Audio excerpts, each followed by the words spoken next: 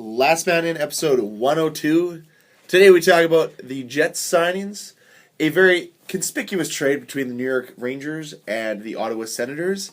Also, a very interesting story coming from the Montreal Canadiens analytics, or former analytics guy, and all that and more today on Last Man In, episode 102. And Dan's back! Woo! And I'm sick, so... You sound a little under the weather. Are we all getting a turn now? To talk? No, I meant sick. Wasn't Dan sick a while ago? Like a month ago. And then you're getting it? If you guys... No, you well, guys... it's just my nostrils. You guys would have been sick by now, so I'm scared. If you guys are going to... I don't know, when I get sick, sometimes I try and get a Slurpee to make it better, which is ass backwards. Don't do that. No. I had a straw ban apple flavor today, like strawberry, banana, pineapple or something. I wouldn't know. Garbage. Like all is one? Yeah. It's one flavor. Yeah. Don't. That's too much. The watermelon one's okay. There's too much going on. You know what I didn't realize on the way out of the parking lot? I saw a sign, Kickstart Dew flavor. Slurpee. Yeah. Damn it. I didn't even walk to the other flavor. Twice the caffeine. You know what I haven't done for a while? Slurpee? Slurpee. I had I wouldn't know. I had about a liter of chocolate milk too. It's called Healthy Living. Fuck you. Are you real? I'm real. Oh, okay. Slurpee. You know what I haven't had Slurpee. I gotta say, I'm the worst, by the way, because every couple podcasts, I'm like, guys, we really got to tone back swearing. And then I listened to last week's podcast, and I swore probably upwards of 100 times. You've already sworn I know. That's what I just said. I know. I'm like under a minute in. You're terrible. Really got to reel it in here. Worst kind of human being. Hey, if you ever just want to say, I don't know if you listened last week, but if you ever want to call a player, that's fine. If you ever want to call a player going to Las Vegas, you just have to say long shot beforehand. Just be like, long shot, and then you say the player. I'm just showing Cam a text that is absolutely hilarious. Okay. We'll continue on. Let's just end it. And what? The podcast? All right. And the podcast, see you next week. So, the Jets bolster up the depth of their team. Not only have they signed Matthew Perreault this offseason, they've signed Mark Scheifele, and now they've added two more with Joel Armia and Adam Lowry, both for 2 years, I believe. Is it bad that when Greg's like, they added more depth, I'm like, who did they sign? I don't remember. No, not a bad thing. Both players very 2 years each. Armia 9.25 per. Lowry 1.125 per.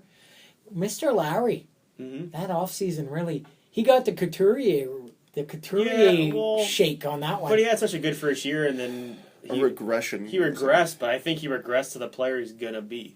I don't think he's as good as he was the first year. I don't think he's going to be as good as he was the first year. I think he's a perennial bottom six. He's your solid bottom six centerman, I think. He's a Daniel Winnick. Yeah. Competent bum. Yeah. Because he's not that talented, really. He's a big guy. He takes face-offs. He's the guy he can't really skate very well. He can't shoot very well. He's that forward that hypothetically Jets, well, they did make playoffs, but when they make it again, if he's there, you like guys who like that. Fans of other teams will like him. It's a Patrick Maroon. And a regression is good because he might not be the guy that gets taken in the expansion draft now. If he regresses a little bit, teams might not be as eager. Yeah. Joel Armia is an interesting one though. He could be a guy that gets taken. I like both those contracts. Like you got two guys for under $2 million.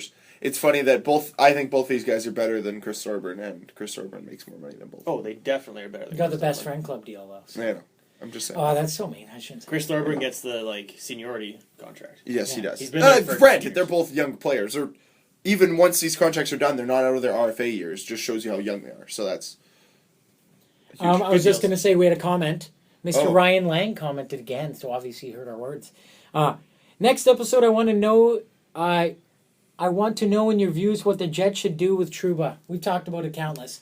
But Bridge, what do you think? Bridge? If you're going to sign him to a contract, don't make it more than 5. Oh, God. I heard the worst comment ever. They're like, Jets have about $8 million in cap room. Once they sign Trouba, they'll be really close to the cap ceiling. I'm like, are you? No. Well, I mean, they probably 3 is close. They will be. They'll be a couple $1 million under. You want to go into a season with what, like 3 to 5 space? Yeah. Realistically? Honestly, give him 5. If he'll take an 8-year contract and you can get him for $5 million a year, I think in 3 years that's a great contract. Yeah, but like I know, you so can't scary. keep paying for the future. You have to pay a player for what he is. You also can't just give up on every player. We're not saying give up on him. Show us who you are. It's been like, look at Nazem Kadri.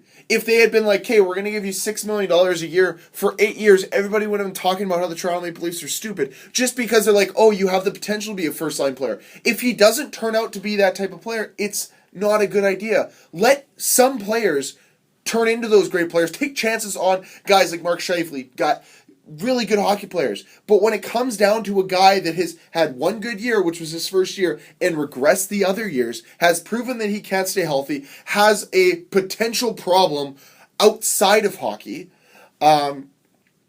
give the guy a bridge deal. You can't take a chance on that. You got to let him prove to you that he's worth the money. Because right now he's not worth the money. Are you saving yourself money by signing him now? If he turns into an $8 million player. But see, I'm okay paying that if he shows me he's worth it. Here's the thing: you sign him now. If he regresses, well, you took a chance. But if he improves a lot, which he could, but you have to. I don't like that hypothetically. I don't like the hypotheticals. I get it. I want to deal in actual numbers. If we're giving an answer, my answer, 3 to 5 years. That is where I'll stand. 2 to 3 years, $4 million. Anything 4 to 4.5. Anything more than that, I'll be upset. I think that he's going to. I'm not even saying a number. I'm just going to say years for me. 3 to 5. 2 to 3. 4.5 isn't really a bridge deal though. What do you do? Just 2 or 3. Trouba, what are you saying for Trouba? I don't know. You can give years, year to year. You don't even have to say you're 8 at 5, which once again won't be 5 years, 4.5 a year. Boom. Okay. It's not bad. There you go. Which I'd be more than happy then with. He's what, 27 when he's up? Yep. He can still get a big contract. Exactly. Dustin Buffalo got a big contract at 30, so. Yeah. And there's the other thing, too. Like, this team's outlook in 5 years, it will be vastly different, right? So, a guy like Jacob Trouba and the whole NHL could look differently, which is another thing I wanted to touch on later in the podcast, which is a article written by Travis Yost today of TSN. I tweeted it, and I think you... I did. I saw that. Did you read it? I did. Okay. It'll be something that I'll talk about. Okay. We can talk about later in the podcast, but it'll be interesting to see what happens with the league in 5 years. A 5-year deal for Trouba is not a bad thing. All I'm saying is if it was me trying to sign him, I would look 2 to 3 years at 4 to 4.5. I think that's the money he's worth, and if he's worth more, prove it to me. And I would be, as Jets management, I'd be more than happy and more than willing to pay him more money if he can prove it to me that he's worth more. Staying on the Jets even, 2 things. One, Jack Roslovic signing a entry-level contract, 3 years. Mm-hmm. He was at the University of Miami of Ohio. Yep. Come on. And last year, playing for the Red Hawks, I think they're called. Okay. Red Hawks. Anyways, doesn't matter. Because he signed a pro contract. No more college. But he was drafted. I'm not sure who he was drafted by, but the London Knights, because, of course, acquired his rights. And, oh no, they lost their top-line center in Mitchie Marner. And they just gained one in Jack Roslovic. Wow. And guess who's playing in the Memorial Cup next year? London Knights. I believe they're hosting it. So Jack Roslovic will be playing in the... There you go. Oh, and there's also the Canes second-round pick defenseman Kuaka. Either way, he committed to London too. So good, London just keep churning out the champions. Holy crap! They're the hot.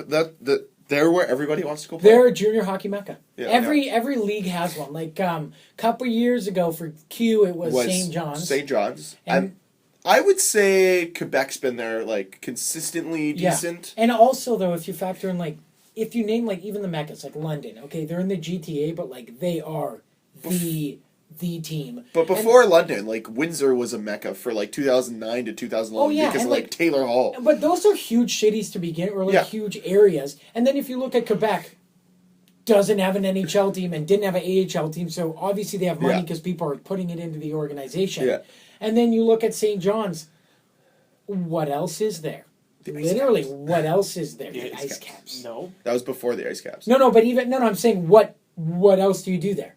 In the winter. The Ice Caps are gone. No, but are they gone now? They're moving again. I don't know if they're moving. No, that's next year. It's Laval. Yeah, but they're moving again. Yeah, and then I think St. John's will get another AHL team. Probably you've got to think the 5th team. Yeah, well, hey, remember the St. John's Flames? Yeah, it was but St. John SAINT with the dragon. Yeah, remember when it was the St. John's Leafs? I don't remember that. But that's 2 different teams. There's a St. John's, St. John, New Brunswick. Saint SAINT and Saint ST. Yeah. Canada. Two separate provinces. It's like how we have to have like a London, Ontario, and a Miami, Manitoba. Like, do we have to try to be like other places? There's a Winnipeg, California. So yeah, that's true. And an Ontario, California. Mm-hmm. Or there's a Winnipeg, Philadelphia Winnipeg, in Mississippi, or like somewhere in the States. Fucked. Yeah. Why can't we just settle on one name for one place and just... That's its name. I don't know. The second thing I wanted to mention about the Jets, I read a really good article about Patrick Laine and how apparently people like dubbed him on his team in Finland Patsuk, as in like Datsuk. Awesome. And apparently, allegedly, he's afraid. He used to be afraid of pucks when he was younger. Great. But no, great article. No, it's just saying how he like developed and now he makes other people afraid of pucks. Which I've seen his shot. Is that why he shoots him so hard? Probably. He's terrifying. I bet you if he got the right angle, could put a puck through the net with his wrister. It's hard. It's pretty, yeah. He uses that big long stick though, like a whoopee. Yeah. But he's a shooter, I guess, instead of a stick handler. Although he's both, which is just terrifying. So. It'll be an interesting year to watch, that's for sure. And guess what I'm doing? I'm going to the first ever Laine versus Matthews game. Shut up! Yeah. What? Yeah. Greg? Yep. Why did you get tickets? Other co-host. What do you mean other co-host? Other Stefan? former co-host, Stefan. Stefan owes an apology, by the way. What? I Googled Mrs. Prost. I forget her name, pretty illustrious television career.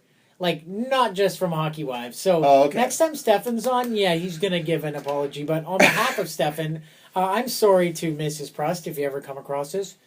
You don't just swipe the credit card, as Stefan said. You were there. You were right. No, she taps it. No, Dan, seriously, she's OG.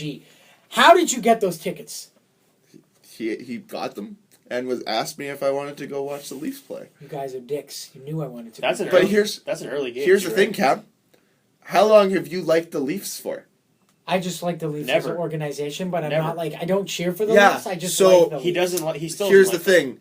I've been crying about the Leafs since like '97. Fine. 96. I hope. What section are you in? Doesn't Don't matter. know. I'm gonna find where your seats are, and I'm gonna hold a sign that says "These two suck. These two are a repug." Underneath me. Sounds good. Yeah. Yeah. You'll just get a ticket right behind us. Yeah, right Perfect. behind me. Sure. Perfect. Okay, so treat it like a wrestling match. To continue before I forget, and we'll discuss this Travis Yost article right now. So today on TSN, it said, columnist Travis Yost put out an article talking about how contracts are now becoming lockout proof. And essentially, they're completely buyout proof. So he used kind of David Clarkson's contract as a bar along with Andrew Ladd's contract, where these contracts are essentially very little actual salary and a ton of signing bonus every year. So what they're saying is most likely there's going to be a lockout dispute in 2021, which means the first season that can be actually stopped is, I think, 21-22. What will happen is contracts that have these huge signing bonuses that are made up of, let's say, like you have a contract that's $6 million, but 4.5 of that is signing bonus, they still have to pay that 4.5 even though that player's not playing on the ice. What? Oh, they have to pay. Hit. They have to no. If it's a lockout, no one gets paid their salary, but they still have to be paid their signing bonus because they signed that contract. That's a bonus. Isn't the signing bonus like all up front though? It's not year by year. Oh, I'm thinking performance. I'm like they're not playing. I don't get it. I thought a signing bonus was they like get all it year by year. I thought it was all up front. No, it's because like, I used to think like that too. That was one of the biggest reasons why Jonathan Bernier was actually traded after July 1st, was so Toronto would have to pay his signing bonus. And that was the other thing, too. With Shea Weber, he got a huge signing bonus July 1st, so when the Canadians got him July 1st, they actually had to pay that signing bonus to Shea Weber. Interesting. So this article is just saying, essentially when we go into lockout, teams are still going to be paying players these ridiculous signing bonuses because that's what contracts have become now. Little salary, lots of signing bonus for whatever reason. I don't know why that started happening, but it's really the contracts have now become buyout proof essentially because when you buy out a contract, you're only buying out the actual player's salary. You're not buying out the cap hit, as a lot of people think. So you still owe all that bonus that you have on top of it. So if you signed a player for, like I said earlier, $6 million and 4.5 of that signing bonus, you still have to owe that 4.5, and that still counts against your cap. So that's why last episode Stefan said, like, $30 million would be owed per season or something like that on Nashville's cap if Shea Weber retires because of recapture penalties, because of signing bonuses. Confusing. Monstrous. It is. Like, really, So NHL salaries... you're telling me I will tweet the article, read it. Read it. And the other thing, too, is something that I wanted to bring up. Why is it that every time we hear anything to do with CBA, all of a sudden we think lockout? Like, nobody around hockey has any confidence that we'll actually be able to make it through a CBA without there being a lockout. 2 words. Gary Bettman. What do you think, I don't think he cares. I don't think he cares. He doesn't. He never pushes hard to avoid it. Gary Bettman. He's always like, oh well, you know what? If we gotta lock him out, we'll do it. Cam? Well, That's Gary who you want Bettman's running getting your paid league. either way, so he doesn't care how long it takes. And also, you have to understand, Gary Bettman represents the business side of things. Yeah. He's looking out for the best of the owners. Obviously, right off the hop, he's the bad man. He's painted with the bad man. Exactly. So he's not in a winning position. So guess what? He's not gonna try and pander to the audience. He's not gonna try and be your friend. He's trying to make more money for the business owners because, hey, guess what? A player's career, the average one, lasts 4 to 6 years? Well, that's great. A business owner doesn't own a business for 46 years or a sports franchise. They want to own it as long as they can and make it last for a while. So obviously, in that aspect, they're looking for what's best for business, as that stupid saying goes. Yeah. It's not a stupid saying in terms of, if I owned a business, I do want what's best for business. I don't want to be like, oh, hey, Greg, you know what? I'll hire you and pay you $110,000 a year, even though we only make $300,000. Like, no, that's insane. You wouldn't do that. It's not a good business move. Yeah. Exactly. No, and I totally get that. And it's obviously, true. Oh, I'm sorry. I was going to say it's true in terms of any other sport that you look at, like baseball, football. The fans have hope that they'll avoid it. NHL, you ask any one of us, any one of our friends, anyone that we know that we go like, oh, you're looking forward to the CBA? They're like, oh, I can't wait for no hockey. Like, no hockey joke. Right off the hop. They're not like, I think they can pull it out. Well, it's 6 years out from a lockout, and everyone's already like, yep. Can't wait for the next one. Can't wait, in, what? 2022. Yeah, I was going to say, there you go, 2022. Gonna sign up for that NFL Network package every Sunday. Yeah, exactly. Well, no, and that's the thing. Like, I've always painted Gary Bettman as the bad person. And you're right. Like, he's got a thankless job, really. Like, people still booed him when the Jets came back. Like, that's just what happens. He's got the worst job in hockey. At the same time, he's got all this power, and sometimes, and a lot of fans were upset in 2012-13 that he didn't do more.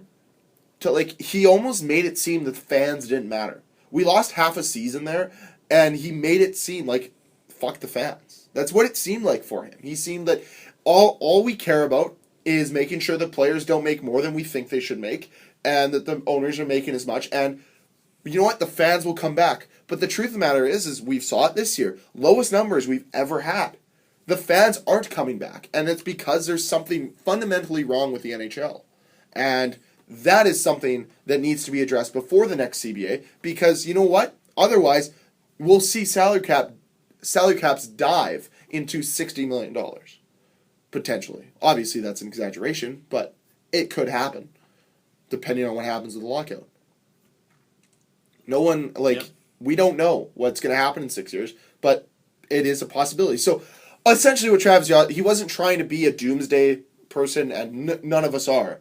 But all we're saying is when you hear the word lockout, and you hear that the opt-out period happens, everyone thinks everyone's opting out, and that's just, there's something fundamentally wrong there, and obviously, over the next 6 years, we'll have plenty more time to talk about it. So let's talk advanced stats about Shea Weber and the Montreal Canadiens guy who talked to, can't remember his name. I'm drawing a blank on his name. Drawing a blank as well. But the head analytics guy for Montreal, they went to him and said, hey, what do you think about this trade? And he was like, absolutely not. You're insane if you make this trade for PK Subban. That is the wrong. You do not want to do this. Of course, this news came out after they let him go. They fired him. their head analytics guy, because he disagreed with them. Well, we don't know that. Okay, He makes it very clear because he talked to and had an interview with one of the Hockey News guys. He made it very clear that he doesn't think that that's the only reason why, that they wanted fresh eyes on the team. But we all know deep down they got rid of him because he didn't agree with this trade. And because he lobbied for them to get Taylor Hall. He lobbied for them to not trade PK Subban for Shea Weber. And now we're here where basically any analytics person has said Shea Weber is not the player that everyone thinks he is. Well, Shea Weber eye test gives you. Yeah, well, Shea Weber, as you've said, as we've all said, he is analytically regressing. And especially with that contract that he's on, he's got 4 more years on his contract with PK and PK's. Like, if you just look at it plainly, yeah, it looks like it's a fair deal for sure. But then if you look analytically where the future of the game is going, they didn't win it at all. Yeah, and like all he was saying in this article is he said, I don't know why, if teams are investing into these analytics, why they don't listen to the person if that's what they want. Like the guy he reported to, and I can't remember who it was, if it was head of scouting or assistant GM or whoever it was on his side for the Subban Weber thing. He just they couldn't talk over Bergevin or Molson or whoever ended up pulling the trigger on the deal. Obviously, Bergevin did, but I don't know if it was pressure from Molson, don't know if it was Therrien in Bergevin's ear. We don't really know everything about it. However, what we do know is Subban 76 looks damn good in yellow. And he's already becoming a fan favorite in Nashville. He did a rendition of Ring Johnny of Fire. Cash, yeah. Ring of Fire, I think? No, a Folsom Prison Blues. Yeah. So maybe they didn't care about making their team better. Maybe they didn't want PK Subban on their team anymore. Yeah, and that could be the argument. And quite frankly, if you're going to get rid of your best defenseman, you need to get a good defenseman back. Because without him, they have nobody on defense. 100% so honestly, agree. Their team was Shea Weber. Okay, if you're going to go Subban for Weber or Subban for Taylor Hall, if you do Subban for Taylor Hall, your team is way worse off than if you do Subban for Shea Weber. I think. Forward-wise, they're not terrible. But if you take PK, your best defenseman, and you get another good forward, who do you have left on defense? But Alexei Yemelin? Yeah, okay, he's a top defenseman in Jeff the Petrie. AHL. Jeff Petrie. No, I know. And you know what? That's the a very worst contract from 3 years ago. That's a very, very, very good point. And that's how I potentially see it. No, and I see exactly where you're coming from. And you look at now. There's obviously like the haul for Subban, where the discrepancy would have happened is they would have saved on cap room that they could have thrown towards a Demers, obviously not the best free agent defenseman, but they could have had that money out there. They could have gone after an RFA defenseman like Jacob Trouba. The potential was there. I understand where you're coming from, and you know what? That is a very good point, and not one that I think I thought of. I never thought of it that way, but you're right. Their defense would be hurt. But they've Carey Price back there. It doesn't matter if they have Subban or not. Yeah. But I think you need someone to lead your decor. And fair enough. Shea Weber may be getting old, but he's still good enough to be your top defenseman, I think. At least for the next couple of years. Good enough to be your leader. Now, the question was asked, and this is where analytics came in. I saw it on Twitter. It was, who would you rather go down on? Would you rather go down the ice? Not sexually. Greg, this is a family podcast. Oh, shut up. You swore 2 seconds in. Yeah. Talking about. You know my answer. PK Subban. You'd rather go down. Yep. You'd rather face him on a one-on-one. 100%. Not the guy that doesn't force you to change your shot angle or force you to not shoot into him. No. You'd rather go down PK Subban. Why? Because I don't fear PK Subban. I'm afraid of Shea Weber. Okay. That's fair. That's fair. That fear is that's a fact that's not on paper. Hey, if Drouin... That's an intangible. Yeah. That's an intangible. Jonathan Drouin. I'm sure they probably... I don't know. They don't like care a Scott Stevens. But it's like... Fear is a very real thing, okay? They might not show it on their face, but if I have to... Also, do it this way. If I'm dumping a puck in a corner, am I going in Weber's corner or PK? PK. Every time. Why? I've seen Weber take Zetterberg's face and shove it into glass 3 times, skate away, wipe his hands clean. Ref looked the other way. No call. No penalty. Nothing. This is true. I've seen it happen. Yep. And you're right. Well, no, I mean, that's just my opinion. They're both incredibly talented, but mine, automatically when you're like Weber or PK, I'm like, oh, PK, I'm not afraid of him. I'm not afraid of PK. Okay. When I'm skating at PK and PK doesn't have the puck, not afraid of him. PK skating at me or Weber skating at me, I'm going to go line change is what I'm doing. Because either way, I'm going to either get dangled and look dumb or get hit with the puck and die. So I'm curious. Hit with the puck and die. I'm curious to know how PK does in the Central because it's a rough division to play in. Not rough like it's a hard, like rough like it's physically like rough games. It's pretty hard division. It's a hard division, but it's mean, it's nasty, and he's not known for that. And not every time. No. I've seen him when the game gets rough, he gets very small and very quiet, and he doesn't do a lot. So or he does the opposite, gets loud, and you're like, what are you doing, PK? I'm curious to see how he does. Yeah. I'm going to go out on a limb and saying that I want to see PK versus Byfuglien happen multiple times this year where Byfuglien just runs him because it's going to happen. Byfuglien may not run Shea Weber because of, let's be honest, it's Shea Weber. And but Byfuglien doesn't fear, he never feared Chris Pronger. He's going to go after PK Subban. And you know what? That might be where PK Subban's weakness lies, is that if you go after him, you start hitting him, you start playing physical, maybe his game starts to become a little bit uneasy. But the one thing that we saw, especially in the Ottawa-Montreal series last year, was all it takes is to push him a little bit over the edge, falls off his game, takes bad penalties. And that's where a lot of the original PK Subban kind of dislike and hatred came from, especially for me when I first started watching him, because, he would take bad penalties, take bad risks, very emotional, and he's really calmed down over the last few years, but it'll be interesting to see how playing in a tougher division, playing in a tougher conference, because let's be honest, you had a pretty nice gig in Montreal where you had to play Buffalo, Toronto, Ottawa for your entire career, for 5 games a year. That's not very hard. And then you have to play New Jersey, where you're 20 years younger than their youngest player. That's true. Yeah. But no, and the competition in the West is just so much thicker. Going up, and he'll have to play against the LA Kings 3 times a year. Obviously, the Oilers, Canucks, and Flames are different teams, but the Canucks, the Ducks, the Sharks, even the Coyotes could be a good team this year. Then you got to play teams like Winnipeg, Dallas, not easy teams to play against by any stretch. If the easiest in quotations teams you have to play are Colorado and Winnipeg and those teams in Calgary, it's not easy. You're gonna have a bad time. Those teams, they're the last place teams, but you have to look at who they're playing against. Yeah, exactly. That's a perfect analogy. It's they're last place, but look at who they have to play 6 goddamn times a year. Put them in the Woo! Dallas and Chicago. Yes. So, who would you rather cover? Would you rather cover Jamie Benn? Tyler's saying, oh wait, no, Jason Spezza. How about Valerian Yurchushkin? Every other forward on that team. Now, defense is a little weak, and goaltending's questionable.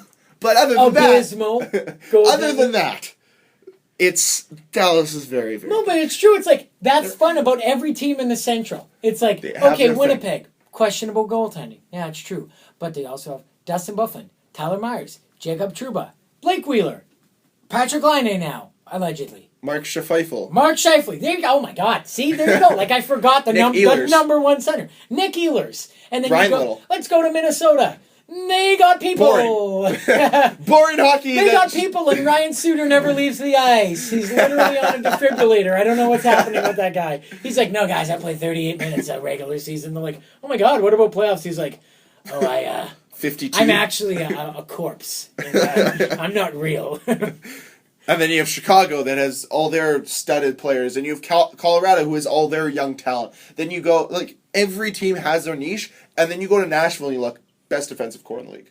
Bar none, best defensive core in the league. I get where you're coming from. I was thinking about this. But I'm not scared of any of them. None of them scare me. I'm not afraid of Yossi. Okay, if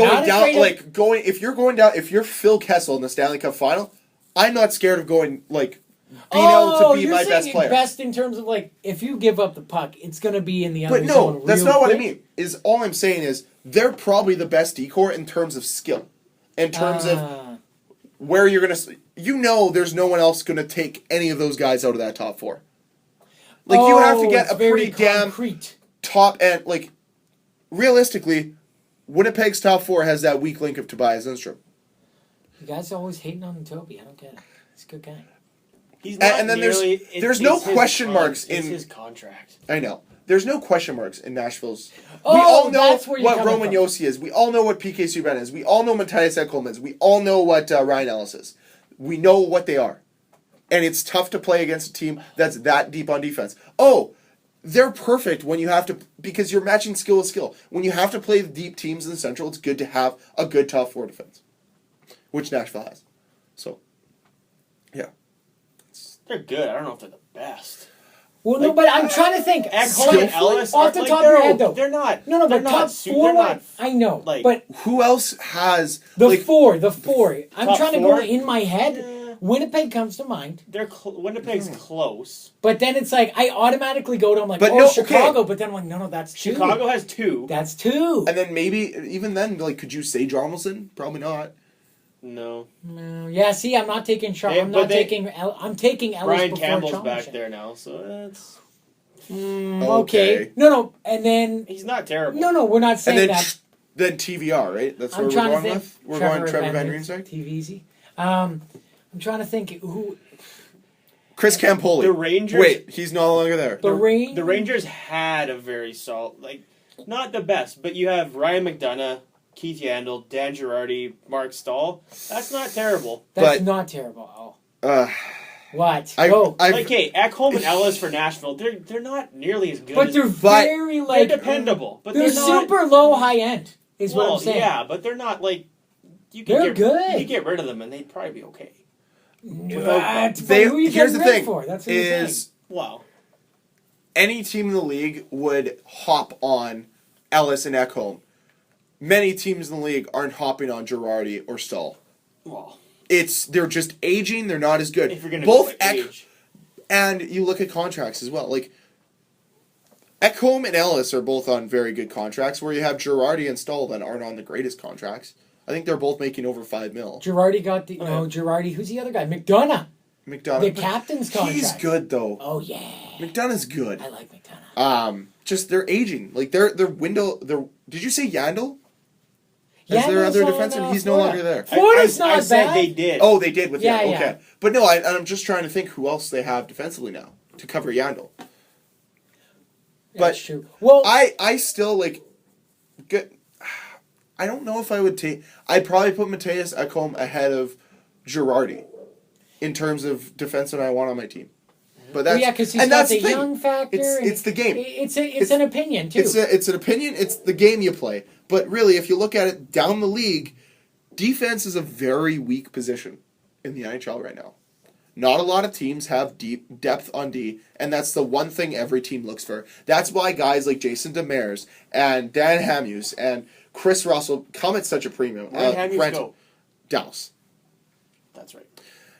Except for the fact that Chris Russell still hasn't been signed yet because he's asking too much money still, I believe, and no one's willing to pay him for him. They lost Goligoski, Demers, and Russell. Yeah.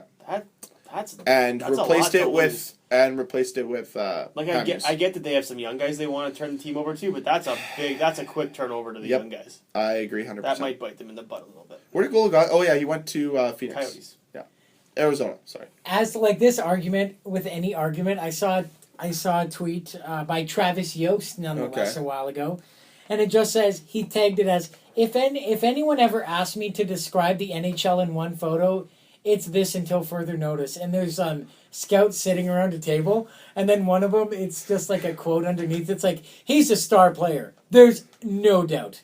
But does he fit with our culture? That's like hockey in a nutshell. Yeah. It's like, but does he fit? And it's like, what the hell? Is he good? It shouldn't be a question. That's like, in any other sport, you could take superstar running back and be like, boop, you are no longer in Dallas, you are in Minnesota. And it's like, boom, seamlessly. But in hockey, it's like, well, no, but like... Ask Philadelphia Eagles fans how well DeMarco Murray played under Chip Kelly last year. Chip Kelly's a monster. You take that back. He's evil. Look how well it's working out for the Bombers. Yeah, we'll sign the top 4 free agents. They still suck. Yeah. Okay, fine. No, but I understand. Like in hockey, you have a guy. like, you have a guy. Does he fit? And you're like, God damn it! There's you're not 18 of you on the team. you're not scared of things. Like, you look at a team like the Miami Dolphins. They just signed Arian Foster, who is injury prone, very good running back, but injury prone, and they're like, we'll take a chance on you, regardless if he fits in the locker room. They don't care. And you see so many guys all the time, like, oh, he's a problem in the locker room. Oh, is he gonna be able to fit in because he can't speak English? Whatever it might be. That's always the question that hockey has, right? Yeah. And it goes as far to say That's the question that the media creates. yes. Evgeny Malkin should know how to talk English by now. Then again, if I have been in Russia, would I make an effort to learn Russian? A little bit. Would I learn a lot? No, bare minimum. And guess what? Gino doesn't. At the end of the I day, can't be mad at him. At the end of the day, the media will do one of two things. They will tear you down and say you're the worst person ever, or they'll make you seem like you're the... But why do they do that, Dan? Because... If you have a bad game... If you have a bad game, you're the worst player they've ever seen in their life. If you have a great game, you're a potential superstar. They never tell the truth. They're never, oh yeah, he had his average game, but if he had an average game, he's like, but where was Blake Wheeler tonight? He only had 3 shots on net. Yeah. And an assist. And an assist, but nothing. That's nothing what else. does. Yeah. Now, to go back to the culture part, there was a trade yesterday in the NHL. Derek Brassard going from the New York Rangers to Ottawa for Mika Zibanejad. Both former first-round, 6th overall picks. 5 years apart from each other. Interesting. And the Sens got their 2018 7th rounder. The Sens gave up... A second-rounder. Oh, no, wait. Rangers, yeah. A 18th second rounder. Yeah. What the hell is that? So, essentially... It's a weird... No one gets it. No one understands it. Well, hey, they needed a number 93 on the Rangers. Okay. Yandel's gone now. You wanna shake up your forwards, which is what they said they wanted to do, but why? Like, to me, they got rid of potentially their best forward. Derek Brassard. He's very underrated. Okay. He's very, like, why is he, like, get rid of Rick Nash. Get rid of I'm not Chris touching Kreider. that contract with a 10 football. Get rid of someone that you, like, isn't, like maybe Matt Kreider Zuccarello's is your their best. guy. Kreider's their guy. But here's the thing. No, but maybe that was decision. the only guy they could get rid of. They parted ways with Carl Hagelin, and they looked at it and they said, well, we need to change something up here, and we need to get somebody. So they found a trading partner. And really, for me, I don't get it on the side of Ottawa. They gave up a younger forward who has great potential and a second-round pick who knows what it'll be. Clinton Saylor will probably draft some guy we'll never hear about ever because he's got a terrible drafting record. To me, from Ottawa's side, it makes sense. You have Mark Stone, you have Mike Hoffman, you have a lot of young guys already. Why not bring in a guy who's a little more seasoned? Yeah, to fit in with your team. I think it's a good deal for Ottawa. I'm not sold on Zibanejad. Sorry, no, he could be a great player, but who is Mika Zibanejad?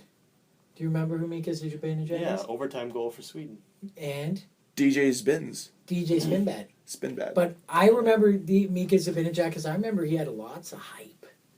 There was a little bit draft, and I remember to the point where like Jets, we all were our own analysts that year for year 1 Jets, and then they were like, Ottawa takes this guy, and then everyone's like, Couturier keeps dropping. What the hell? Who went 7th? That was Scheifele. Scheifele, and then Coots went 8th. Right. But here, okay, so let's rewind for a second here. What this move does, I think, for Ottawa is it gives them more of a presence and leadership role that team doesn't really have because really they have Erik Karlsson, like Dan said, they're a young team. Mark Stone, Hoffman, Turris, younger guys. Turris is somewhat more seasoned now. But then they've got guys like Bobby Ryan and Derek Brassard who have been in playoff runs. Derek Brassard's been to the Stanley Cup final. He knows what it takes to get there. 2014 with the New York Rangers. God damn it, you're right. Sorry. So, not taking a guy out to put a guy in, it might help the team up. It really might. But it's a... Did Brassard go to New York with Rick Nash? Yes. Yes. He was part of the... Did you hear, just way off topic, did you hear how that went down, like that trade? No. How when they proposed, who got traded for Nash? Was it Gabrick? No, it was... there was Artem Anisimov was one of the guys. Along with... Okay, fuck. What was the deal? Here, I got it. Anyways, what I want to talk about is the owner of the Rangers. I forget who it is. Dubinsky went. Artem Anisimov went, And those are the only two names that come to mind right now. And I think there was a defenseman as well. Either way, the Rangers, like the owner of the Rangers, wanted Nash and Brassard to play that night. Flew his private helicopter to go picked him up, flew him. They landed. His helipad is on one of the buildings in downtown New York, like blocks away, very close to the MSG. Landed, went straight to the game. They got there like an hour. Here's my question. Go. How is it that you're able to same night, right? Like you're saying, like same day. It was like day. They trade happened at like 2. Game was at 7. Game was at 7. Yeah, you can't make practice when you're at an All-Star game, and you can't make that helicopter ride over. Oh, you're shooting at Evander Kane here. Go. According to this, he got traded in July. Rick Nash? Yeah. Brassard got traded separately then. He was in the St. Louis trade. Okay. My bad. Brassard was the helicopter over. Because I remember watching an interview with him. You know what? Okay. Go. Based on inside information that I have, I can verify that probably definitely happened.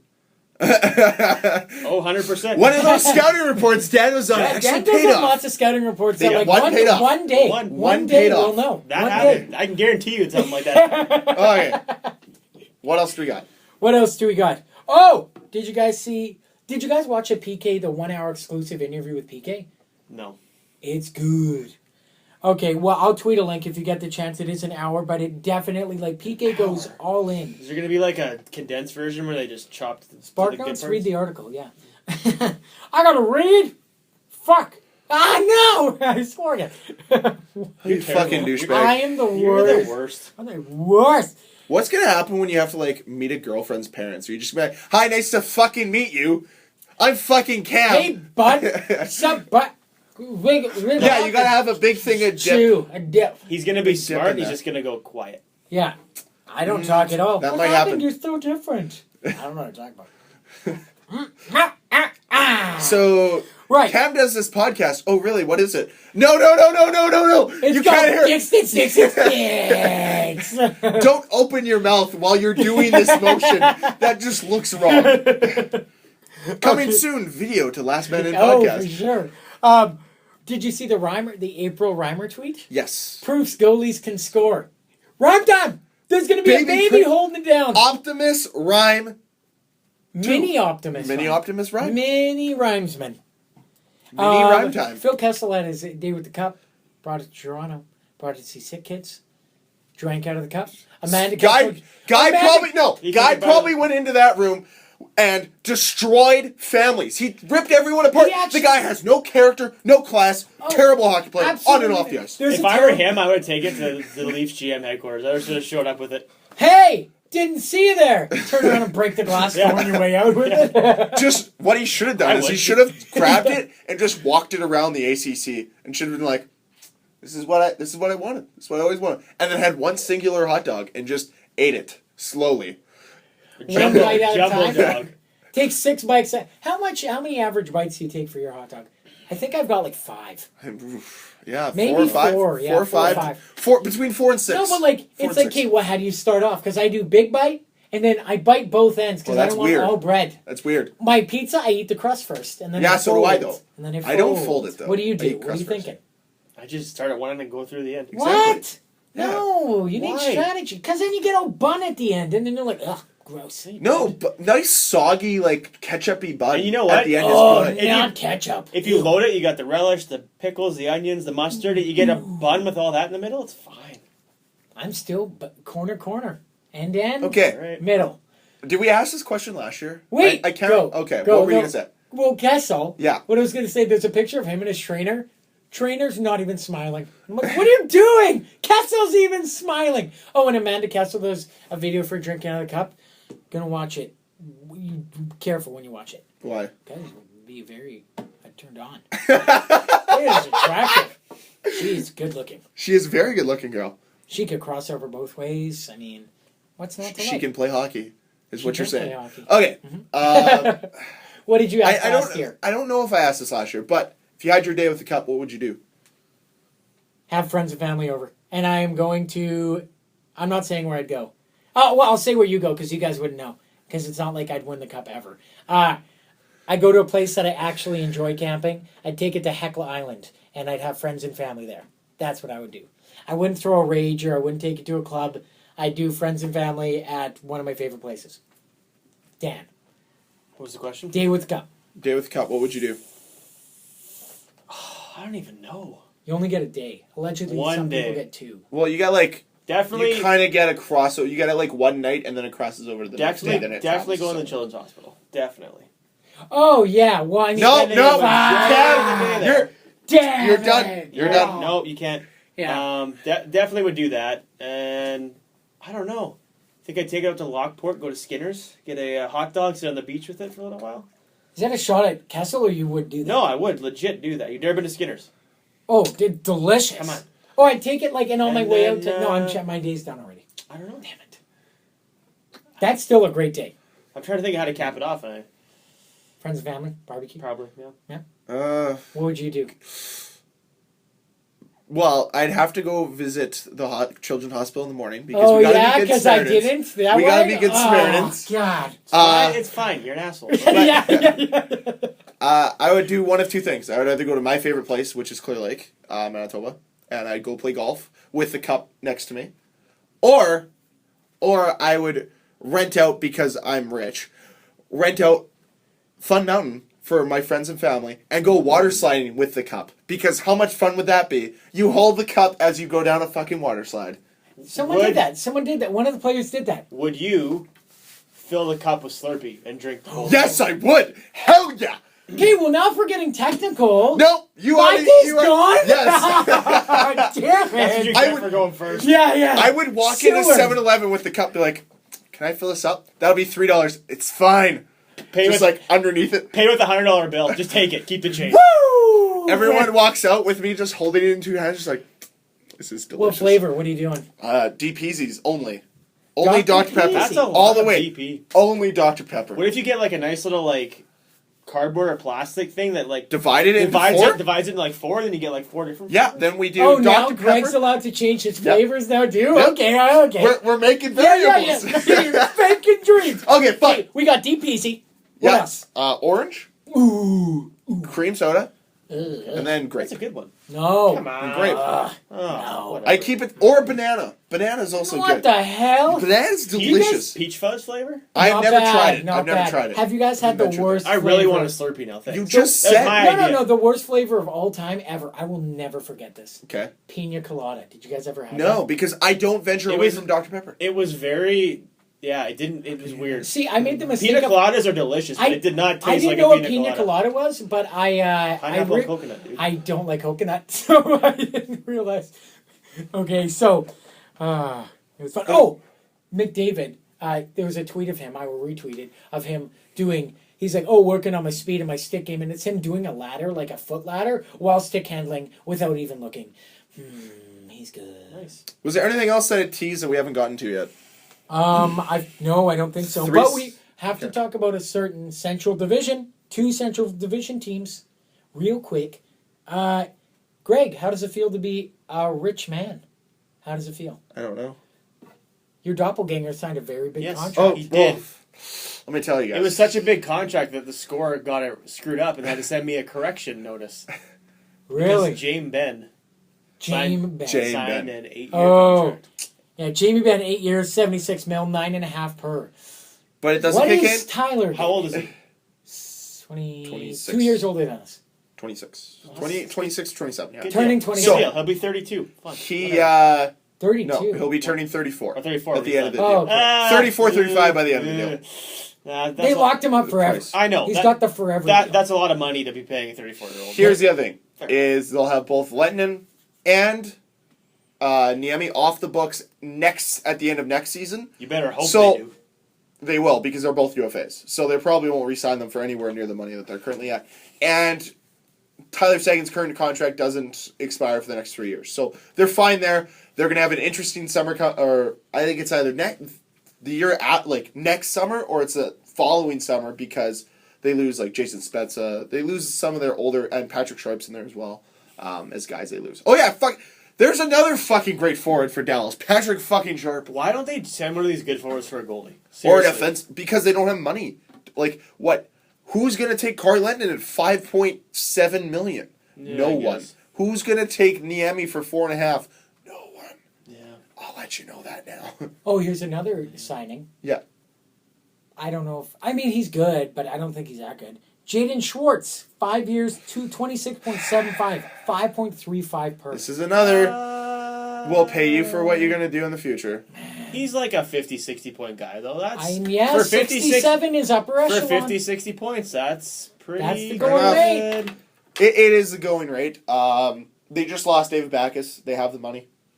They're expecting Schwartz and Tarasenko to take over that team. I'd pay Schwartz 5.25 over paying Backes 6. Agree. Oh, That's a good point. Which is what Boston did. So. Okay. I'm just now when I saying. think about it that way, then yes, most It's certainly. not so bad. Especially for fighters. So. Got any other points, Cam? Oh, yeah. Okay, I did mention Jordan Tutu got signed. Or got signed by the Hawks. Okay, no one cares about No, Jordan Tutu. the reason he got signed, Just kidding, yeah. him, Duncan Keith, and Brent Seabrook all live like near each other in Kelowna, and apparently they're good friends. And like Seabrook and Keith approached Bowman and said, "Hey, we should sign him like as a depth guy, As a favor. Why not? as a favor." Fuck. That's what I thought you were going to say. You son of a bitch! I trusted you. This poor guy needs a team. Nope. No, but anyways, Let's help and him. I just want to say I brought up Tutu because first off, he's my favorite player. Second off, good guy Marcus Kruger. Third time he's changed his number within a year. He was changed 16. changed to 22. And then Dale Weiss came to town, changed again. And then he went back to Is he at 16 again? 22. And then now he's back at 16. So clearly, Good guy Kruger. Good guy Kruger. clearly the organization values him a lot. Man, he's like a uber versatile Alex Killorn. Except Alex Killorn made bank. 7 years, 31.1 mil, 4.45. Since when How much- do God, Here's like, my when- question. since Here's when my do question. Swiss Army knife players get 7 years? No. Have you seen it? Have you seen how terrifying he looked? He probably walked into the GM's office and just did that, just stared at him. It's Oh, Steve really? Eisman. Do you think? Hey. No way. No way. Steve Eisenman want to stare down with Exactly. Drouin and Exactly. Stamkos. I don't know what happened in this one. I have a question. If Tampa was They're so not gonna- concerned about signing Stamkos, they didn't have any money. How can they be affording to throw That's his what I'm money at getting other at. players? What is this one? And then, don't worry, they still have to sign... Oh, yeah.